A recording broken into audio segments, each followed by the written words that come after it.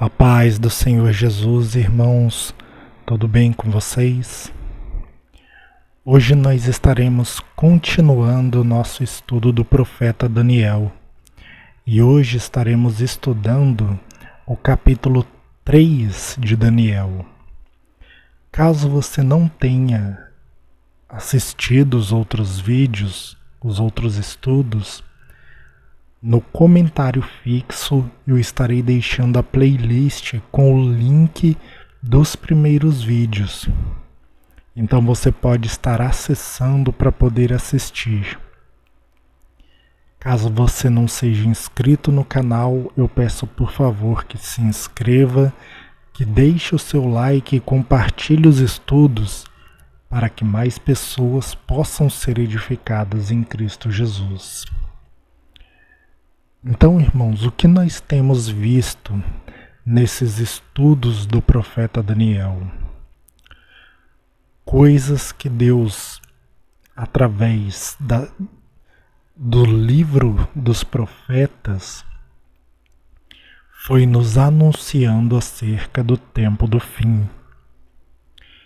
Em Oséias, no capítulo 12, no versículo 10, o Senhor ele vai dizer assim através do profeta Oséias: falei aos profetas e multipliquei as visões, e pelo ministério dos profetas propus símiles. Essa palavra símiles são semelhanças. Então Deus, pelo ministério dos profetas, ele propôs semelhanças que nos apontam para o tempo do fim como um ciclo de profecias que se repetem, aonde a cada uma delas Deus vai acrescentando coisas, Deus vai dando acréscimos à visão, para que quando chegamos no livro do Apocalipse, possamos entender a mensagem que o Senhor está nos passando, aquilo que Ele veio nos revelar. Porque o livro do Apocalipse é a cereja do bolo de toda profecia. Ele confirma o que Deus falou pelo ministério dos profetas e dos apóstolos. Então aquilo que foi falado na lei, nos salmos, nos profetas, tem semelhanças. E essas semelhanças, elas nos levam para a verdadeira profecia dos últimos dias. Aconteceu no passado, teve outras épocas que aconteceram de forma semelhante, mas apontam para uma conclusão no tempo do fim, na última semana de Daniel. E algumas até mesmo antes da última semana. Então nós temos que estar atentos para esses ciclos de profecias, para essas semelhanças, para que possamos compreender a mensagem do Senhor e aquilo que Ele quer nos ensinar. Então no capítulo 3 do profeta Daniel, eu vou falar aqui de alguns pontos. E depois vocês vão ler o capítulo 3 de Daniel. Para que o vídeo não fique muito longo, eu vou falar alguns pontos, eu não vou ler o capítulo 3, mas vou deixar como se fosse uma lição de casa para vocês lerem. E eu vou mostrar as semelhanças desses pontos em outros livros da Bíblia e no livro do Apocalipse. Então, principalmente no livro do Apocalipse, eu vou mostrar essas semelhanças. Então, quais são esses pontos que eu vou estar pegando? Vocês vão ver no capítulo 3 do profeta Daniel, no primeiro ponto, que Nabucodonosor ele faz uma imagem de ouro. Nós sabemos que não é exatamente Nabucodonosor quem vai fazer a imagem, mas ele vai mandar que façam. Só que na leitura vai estar escrito que Nabucodonosor fez. Então tenha em mente que ele mandou que homens fizessem uma imagem de ouro. Esse é o primeiro ponto. O segundo ponto é que essa imagem de ouro, ela tinha 60 côvados de altura e 6 côvados de largura. O terceiro ponto é que todos os povos, nações e línguas deveriam adorar essa imagem quando ouvissem o som dos instrumentos de música. O quarto ponto é que quem não adorasse a imagem seria lançado na fornalha, ou seja, condenado à morte. No quinto ponto, nós vamos ver os sobreviventes desta fornalha. Então eu separei esses 5 pontos. Nabucodonosor manda fazer uma imagem de ouro, que tem 60 côvados de altura e 6 de largura. Todos os povos, línguas, nações e reis devem adorar essa imagem ao ouvirem instrumentos de músicas. E quem não adorar essa imagem é lançado na fornalha de fogo. Mas nós vamos ver que haverá sobreviventes desta fornalha. Esses pontos nós vamos começar lendo Apocalipse capítulo 13, do versículo 11 ao 14, que no primeiro ponto onde Nabucodonosor manda fazer uma imagem de ouro. Veja o que diz em Apocalipse 13, 11. Vi ainda outra besta emergir da terra. Possuía 2 chifres, parecendo cordeiro, mas falava como dragão. Exerce toda a autoridade da primeira besta na sua presença. Faz com que a terra e os seus habitantes adorem a primeira besta, cuja a ferida mortal fora curada. Também opera grandes sinais, de maneira que até fogo do céu faz descer sobre a terra diante dos homens. Ou seja, vê que essa besta é um falso profeta. É o próprio anticristo, a quem o Nabucodonosor estava representando. No versículo 14 diz: seduz os que habitam sobre a terra, por causa dos sinais que lhe foi dado executar diante da besta, dizendo aos que habitam sobre a terra que façam uma imagem à besta, aquela que ferida a espada sobreviveu.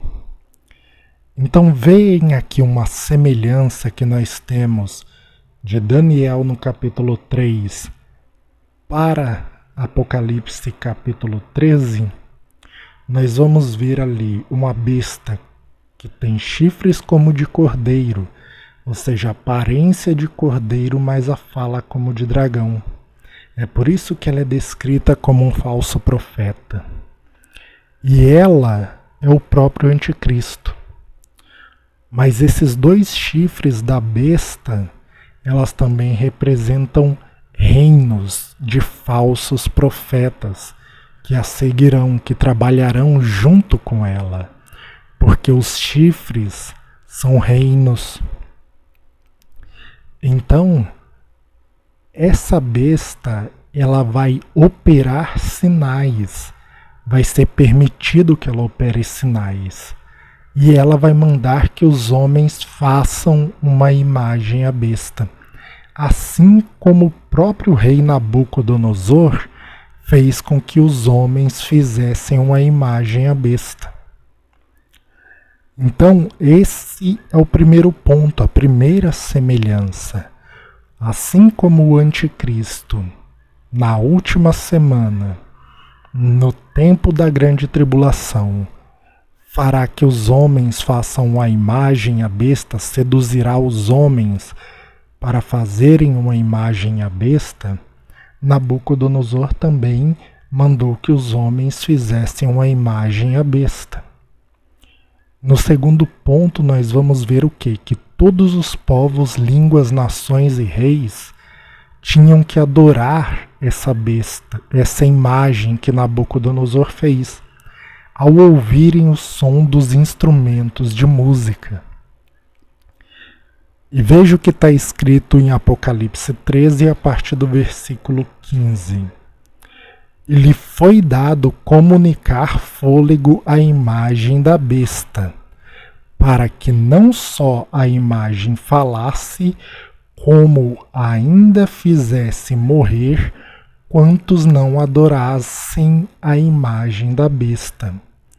E a todos os pequenos e os grandes, os ricos e os pobres, os livres e os escravos, faz que lhe seja dada certa marca sobre a mão direita ou sobre a fronte, para que ninguém possa comprar ou vender, senão aquele que tem a marca da besta ou o número do seu nome. Então veja, na segunda semelhança, todas as nações, todos os povos, no tempo de Nabucodonosor, receberam uma ordem.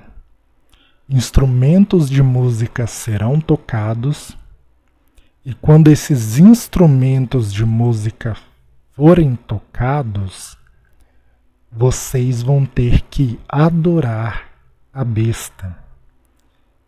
E pegando já um gancho para o terceiro ponto, né? Para o ponto da fornalha, que é o quarto, aquele que não adorasse seria lançado nela. Veja que a imagem a qual o anticristo manda fazer, a própria imagem, ela fala. Então veja que ela é uma imagem que os homens fizeram, mas ela fala.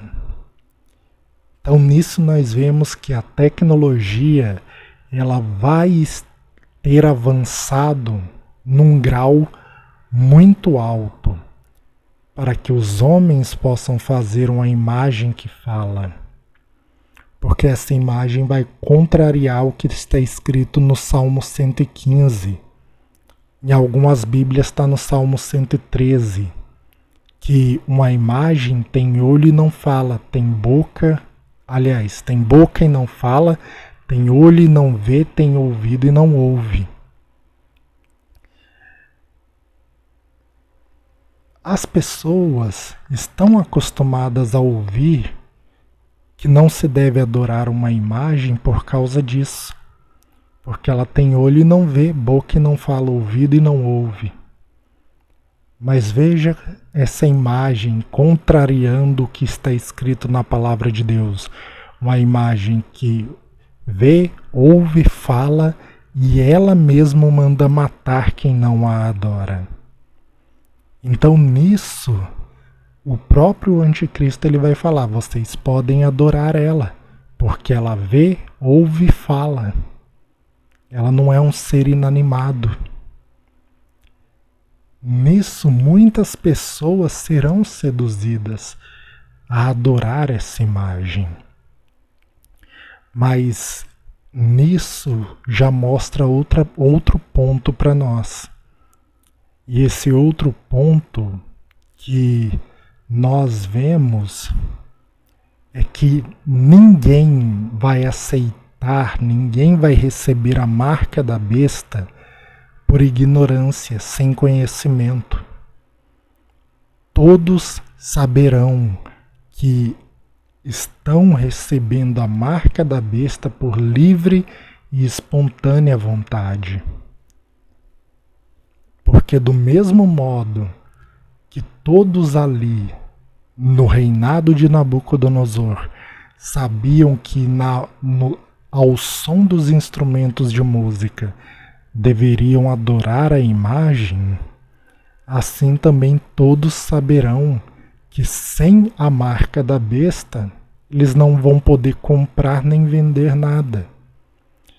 E é nessa hora que aqueles que não estão preparados para a batalha, eles vão cair. Principalmente aqueles que estão esperando um arrebatamento antes da grande tribulação. Porque se você não se prepara para a batalha, como que você pode resistir à guerra? É por isso que em 1 Coríntios 14 o apóstolo Paulo vai dizer que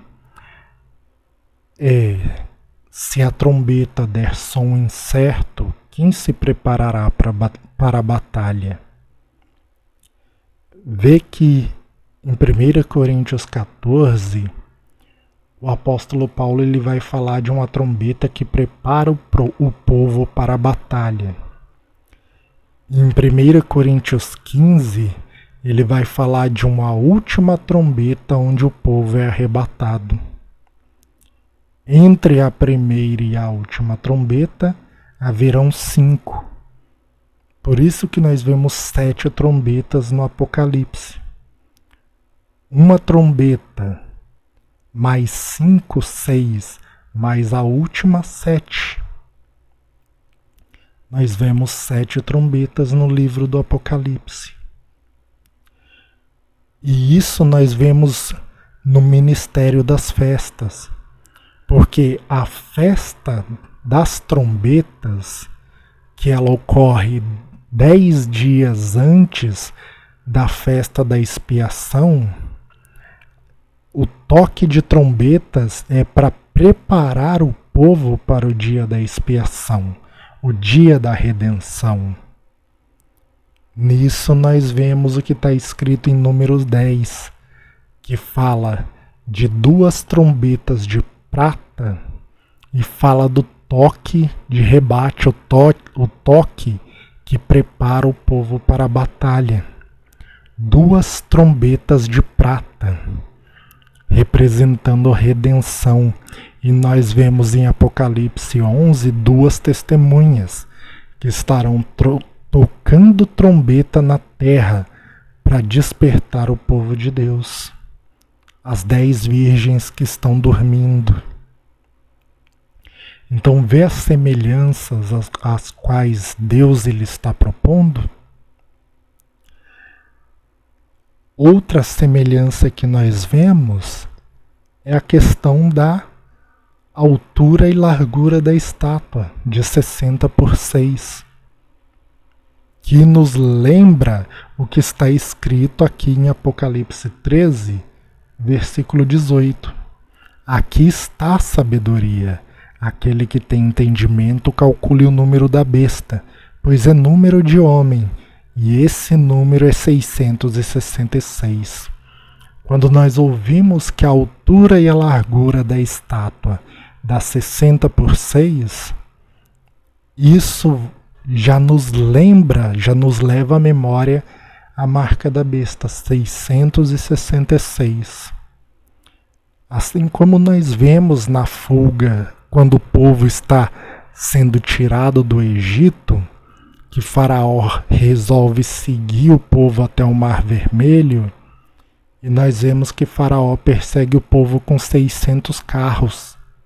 Faraó, que é chamado de dragão do mar, e o dragão nós sabemos que é Satanás, então ali Deus faz uma alusão, chamando ele de dragão do mar.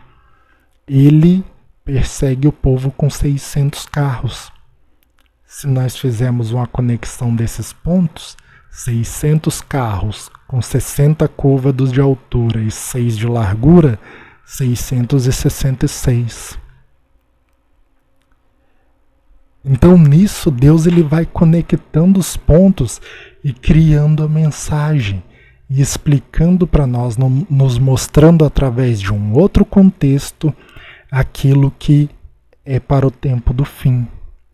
E nesse contexto que nós vemos onde as pessoas não adoraram a imagem por ignorância, mas aqueles que se curvaram a ela quando Nabucodonosor ordenou, fizeram isso com plena consciência, nós vemos também que nos últimos dias, aqueles que receberão a marca da besta receberão em plena consciência.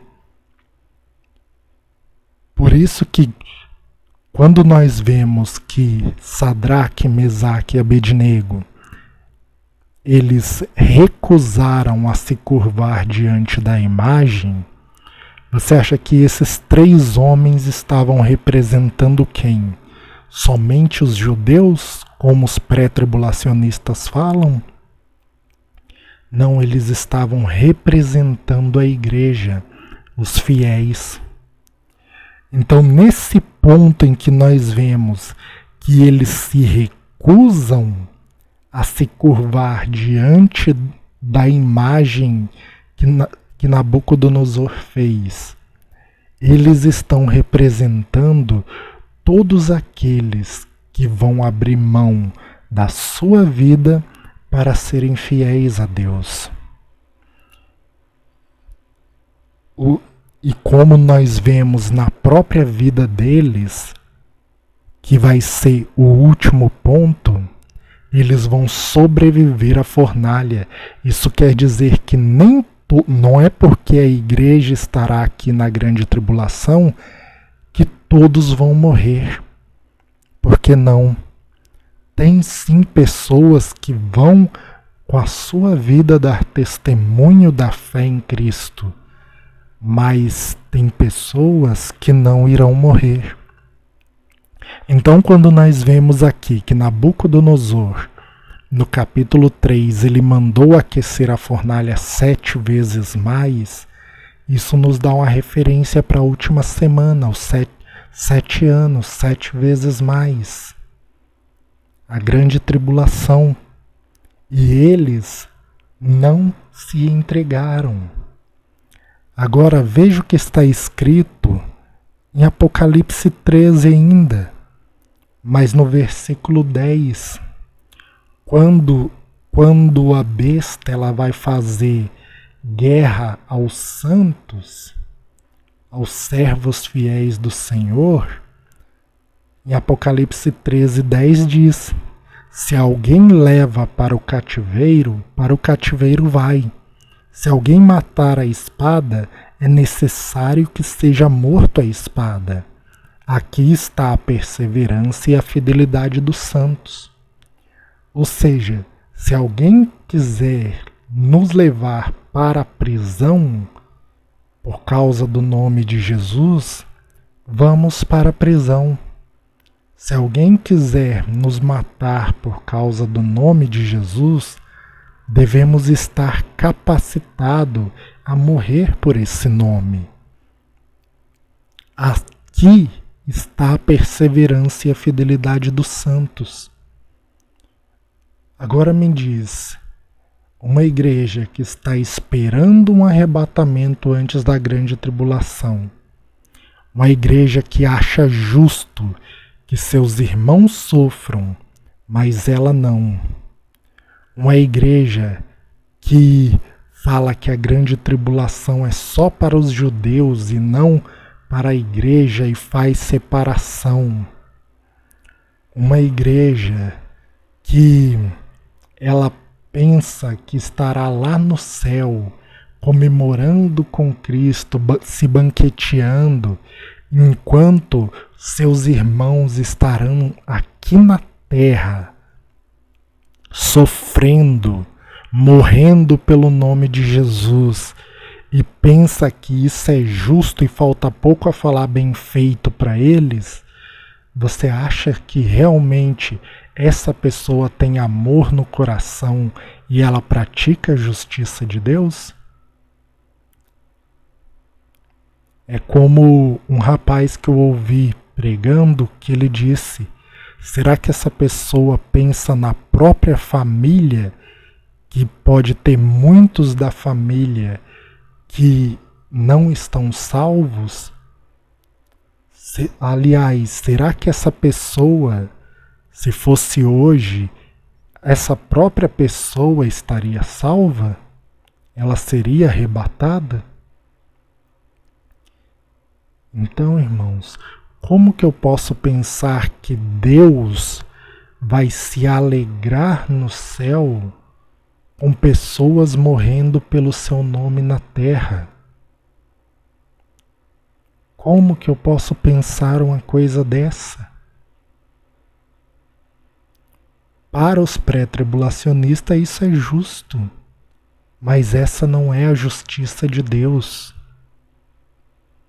Essa não é a justiça de Deus.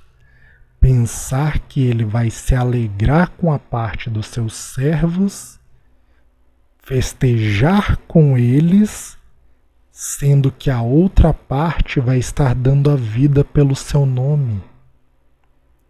Essa pessoa ainda, ela pensa que na mente dela foi justo Jesus ter sofrido a ira do Pai para nos salvar. Mas se for necessário ela sofrer a ira do Pai por causa do nome de Jesus, essa pessoa acha injusto. Ela acha justo Jesus sofrer por nós, mas ela não está disposta a sofrer pelo Senhor Jesus. Como que uma igreja assim pode estar preparada para ser arrebatada? Veja o que diz ainda em Apocalipse 12, versículo 11, que vai estar escrito assim: Eles, pois, venceram por causa do sangue do Cordeiro e por causa da palavra do testemunho que deram, e mesmo em face da morte, não amaram a própria vida. Lê Daniel capítulo 3 e vê se não foi essa atitude de Sadraque, Mesaque e Abednego.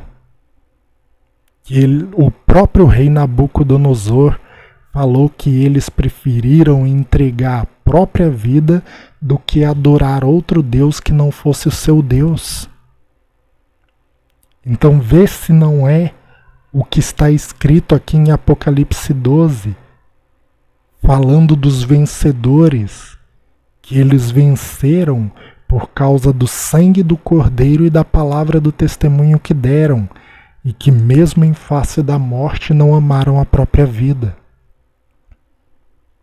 Você já examinou a sua vida se está preparado para isso? Eu também preciso examinar a minha. Não é porque eu estou fazendo esse estudo que eu não preciso me examinar todos os dias. Eu preciso me examinar todos os dias. Eu preciso orar todos os dias. Eu preciso das orações dos irmãos em favor da minha vida. Porque eu não sou melhor do que nenhum de vocês. Mas isso que eu estou falando com os irmãos é alertando os irmãos e ensinando para que os irmãos possam se fortalecer em Cristo, se revestir de toda a armadura de Deus e da plenitude do Espírito Santo e estar pronto para quando chegar o tempo, se nós estivermos aqui, nós realmente entendamos o que o Senhor Jesus disse para Satanás no deserto: não só de pão viverá o homem, mas de toda palavra que procede da boca de Deus. Porque aqueles que não aprenderem a viver assim, não vão abrir mão dos seus bens por causa do Senhor Jesus e receberão sobre si a marca da besta. Então nós temos que estar dispostos a abrir mão dos nossos bens e não a fazer como Esaú, que trocou a primogenitura por um prato de comida. Porque aquele que recebe a marca da besta para poder comprar e vender, essa pessoa está trocando a sua primogenitura em Cristo, a sua salvação em Cristo, por causa de um prato de comida. porque quem não compra e nem vende não come nem bebe. Mas aqueles que vivem da palavra do Senhor confiam que do Senhor virá a provisão deles. Então, como Sadraque, Mesaque e Abednego, eles permaneceram fiéis, Deus os sustentou na fornalha e os guardou, e eles sobreviveram dentro da fornalha, porque o Senhor Jesus desceu até eles na fornalha para que eles sobrevivessem. Veja só o que está escrito no livro de Daniel, capítulo 7. Vou ler primeiro do 19 a 22. Então tive desejo de conhecer a verdade a respeito do quarto animal, que era diferente de todos os outros, muito terrível, cujos dentes eram de ferro e as unhas eram de bronze, e devorava e fazia em pedaços, e pisava aos pés o que sobejava, e também a respeito dos 10 chifres que tinha na cabeça, e do outro que subiu diante do qual caíram 3, daquele que tinha olhos e uma boca que falava com insolência e parecia mais robusto do que os seus companheiros. Eu olhava e eis que esse chifre fazia guerra contra os santos e prevalecia contra eles, até que veio o ancião de dias e fez justiça aos santos. Vê aqui, veio o ancião de dias e fez justiça aos santos do Altíssimo. E veio o tempo em que os santos possuíram o reino, seja o reino milenar de Cristo, após a vitória de Cristo sobre o anticristo. Então aqui, vamos ver. O ancião de dias. Vamos voltar em Daniel, capítulo 7, versículo 9. Olha o que diz. Continuei olhando até que foram postos uns tronos, e o ancião de dias se assentou. Sua veste era branca como a neve, e os cabelos da cabeça como a pura lã. E o seu trono eram chamas de fogo, e suas rodas eram fogo ardente. Agora vamos para Apocalipse, capítulo 1. Eu vou ler apenas o versículo 14 e o 15. Mas vocês, irmãos, podem ler o capítulo 1 todo, que vocês vão ver que o ancião de dias que nós vimos em Daniel é o próprio Senhor Jesus. E diz assim, ó: a sua cabeça e cabelos eram brancos como a alva lã, como neve, e os seus olhos como chama de fogo, os pés semelhante ao bronze polido, como que refinado numa fornalha, a voz como voz de muitas águas. Então vê aqui,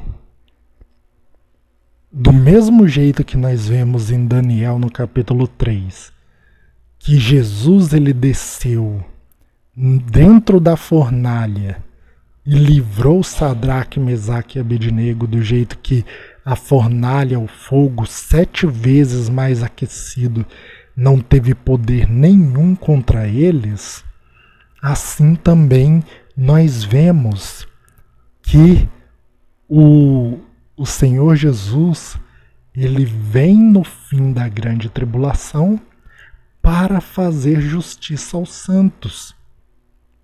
É isso que está mostrando aqui.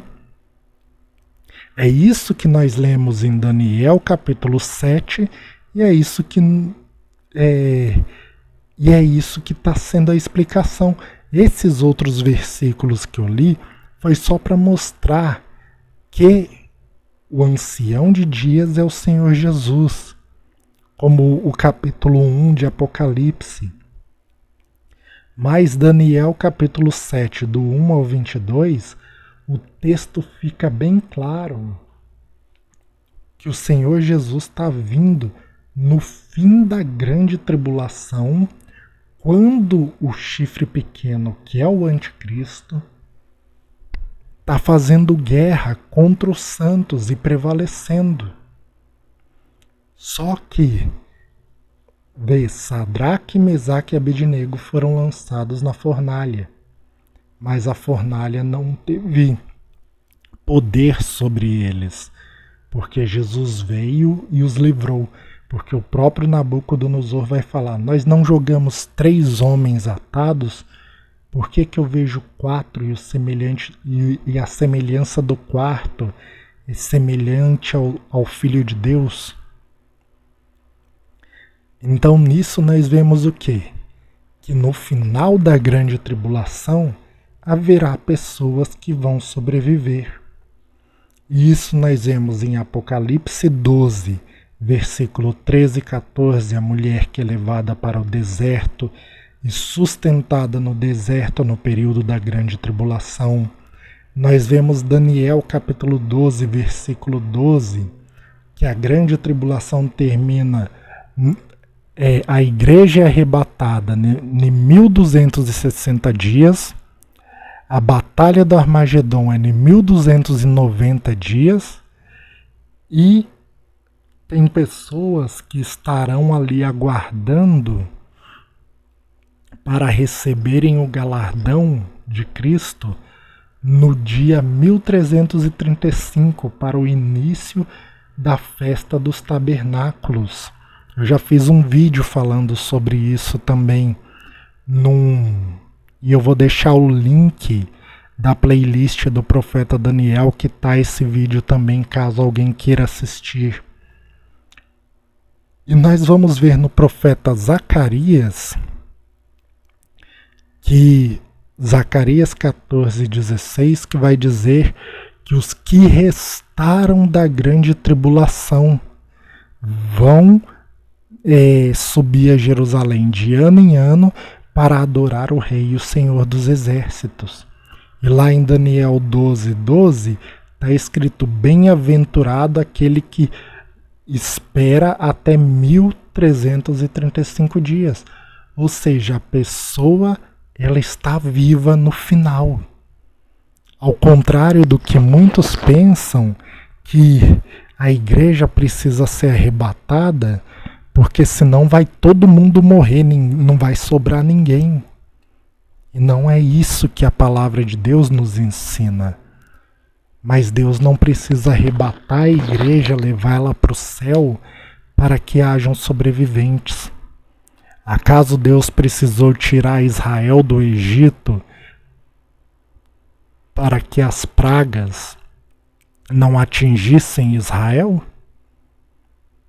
Não precisou. Deus não precisou levar eles para o céu ou para outra terra para que, ao ferir a terra do Egito, Israel não fosse atingido.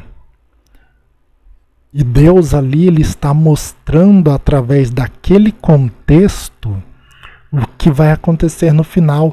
Leia as pragas do Egito e leia as taças da ira de Deus em Apocalipse 16 ou 17, eu esqueci agora, mas você vai ver como são semelhantes as pragas.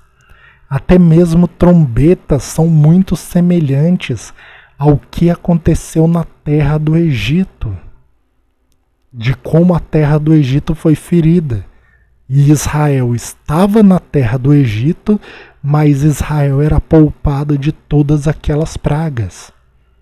E nós vemos que quando a ira de Deus está caindo na terra pelas taças da ira de Deus, está escrito de uma forma muito clara que vai atingir os adoradores da besta e da sua imagem.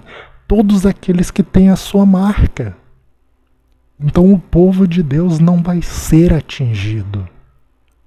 As pessoas, elas têm uma visão muito distorcida do que realmente vai acontecer na grande tribulação, e aí pensam que Deus tem que tirar a igreja da terra, porque senão vai todo mundo morrer, e acaba a visão sendo muito limitada, sendo que Deus ele propôs várias semelhanças pelos seus profetas e vem nos ensinando.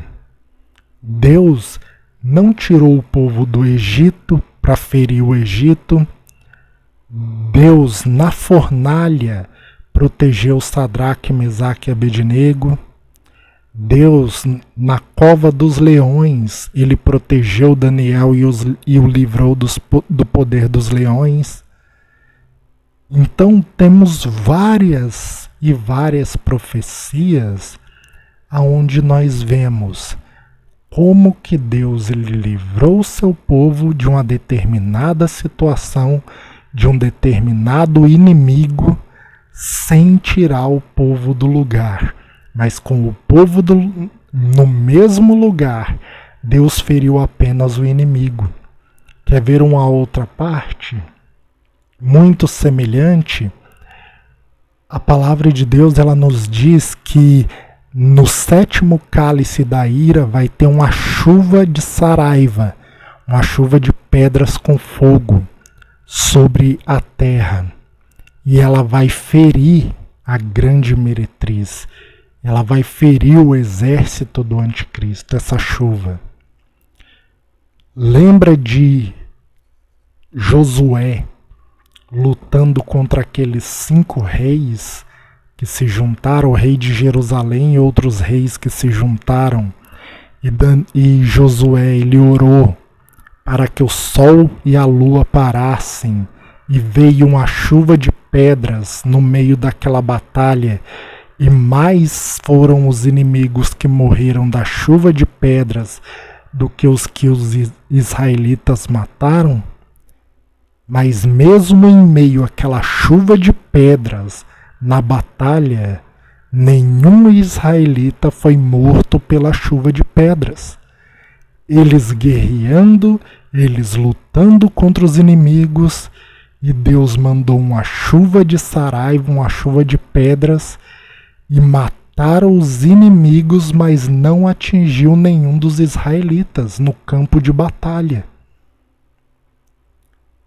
Então, irmãos, não se deixem enganar e fiquem com um pensamento errado desse arrebatamento antes da grande tribulação, porque esse arrebatamento ele não vai acontecer antes da grande tribulação. Você pode ver que já tem muitos pastores que na hora de falar desse arrebatamento estão falando que o que eles estão falando? Que eles creem que o arrebatamento é antes, mas se for depois eles estão preparados. Isso já mostra dúvida no coração, e a dúvida é a falta de fé. Pense bem em uma coisa. Preste atenção nesse comentário. Eu creio que vai ser antes da grande tribulação, mas se for depois eu estou preparado. Você acha que isso é verdade? E será que dá para confiar em alguém que fala isso? Já pensou se o apóstolo Paulo ele escrevesse uma carta, afirmasse uma coisa e no final da carta ele falasse: irmãos, eu falei que é isso porque eu creio que é desse jeito, mas se não for, estejam preparados. Vocês iriam dar crédito à carta de Paulo ou de qualquer um dos apóstolos que escrevesse na Bíblia que eles criam que era daquele jeito, mas que nós deveríamos estar preparados se fosse de um jeito diferente do que o jeito que eles ensinaram? Então eu devo dar crédito do mesmo jeito que os apóstolos não receberiam crédito de ninguém se eles fizessem isso. Também eu não devo dar crédito a alguém que fala isso. Paulo ele vai dizer claramente: ninguém de modo nenhum vos engane, porque a nossa reunião com Cristo não acontecerá sem que primeiro venha a apostasia e seja revelado o homem da iniquidade. Ele vai dizer na sua carta, de uma forma bem clara, quanto à vinda do Senhor Jesus e a nossa reunião com Ele. Exortamos para que ninguém vos tire do vosso modo de pensar com facilidade. Deixa eu ver aqui, 2 Tessalonicenses capítulo 2. Irmãos, no que diz respeito à vinda de nosso Senhor Jesus Cristo e à nossa reunião com Ele, nós vos exortamos a que não vos demovais da vossa mente com facilidade, nem vos perturbeis, quer por espírito, quer por palavra, quer por epístola, como se procedesse de nós. Quando Paulo fala quer por epístola, como se procedesse de nós, ele está falando que poderia ter pessoas que poderiam mandar carta como se fosse Paulo. Tanto é que Paulo ele vai falar que em todas as cartas dele tem uma assinatura.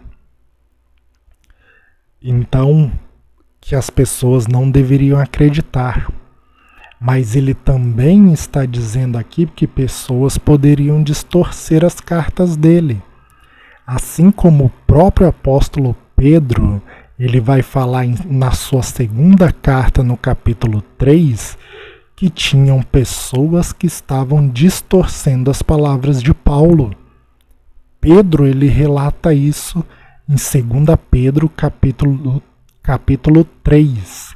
Eu não lembro exatamente o versículo, mas está escrito isso na carta de Pedro, que tinham homens distorcendo a carta de Paulo para a própria destruição deles. Então Paulo ele fala isso. Ninguém mude o vosso modo de pensar, quer por espírito, quer por palavra, quer por epístola, por carta, como se procedesse de nós, supondo tenha chegado o dia do Senhor. Ninguém de modo nenhum vos engane. Ou seja, Paulo ele está dando um ensinamento aqui. Quem ensina diferente do ensinamento que ele está dando aqui, está enganando. É isso que ele está dizendo. Quando ele diz ninguém de modo nenhum vos engane. E aí ele diz, porque isso não acontecerá, sem que primeiro venha a apostasia, e seja revelado o homem da iniquidade, o filho da perdição. Então primeiro vem a apostasia, e depois é revelado o homem da iniquidade. Só que tem pessoas que chegam ao ponto de dizer que a palavra apostasia aqui seria a palavra arrebatamento. Vê a que ponto a pessoa está chegando para distorcer a carta de Paulo. E se você quiser confirmar isso, lê o capítulo 1, porque o assunto não começa no capítulo 2, começa no capítulo 1. E no capítulo 1, Paulo vai mostrar claramente que na grande tribulação nós estaremos aqui, os que estiverem vivos na época, e que a igreja será arrebatada no final. Então, irmãos, Deus, pelos seus apóstolos e profetas, ele propôs semelhanças. E essas semelhanças nos ajudam a compreender melhor a sua palavra e as coisas que estão para acontecer, para que assim possamos ter uma vida reta e justa diante de Deus e nos preparar, nos revestindo da sua armadura e estando prontos para a batalha. Para que se revestir de uma armadura se não for preciso lutar? Então, nós devemos estar preparados, revestidos da armadura de Deus, cheios do seu Espírito em nós e buscando o crescimento na fé e no amor a cada dia. Então, hoje nós terminamos o capítulo 3 de Daniel. Mais uma vez eu peço que, se você não for inscrito no canal, que por favor você se inscreva, deixe o seu like e compartilhe para que mais vidas sejam edificadas. E no comentário fixo eu estarei colocando o link da playlist do estudo de Daniel. Que Deus abençoe a todos e fiquem todos na paz do nosso Senhor e Salvador Jesus Cristo. Amém.